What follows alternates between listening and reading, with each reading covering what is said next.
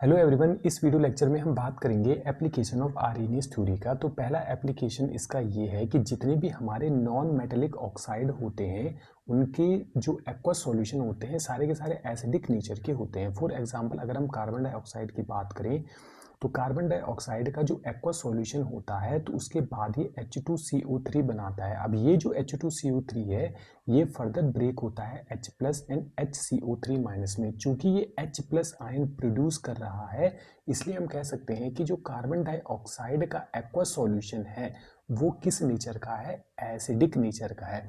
इसी प्रकार से जितने भी नॉन मेटेलिक ऑक्साइड होते हैं फॉर एग्जांपल SO2 N2O5 ये सारे के सारे एसिडिक नेचर के होते हैं।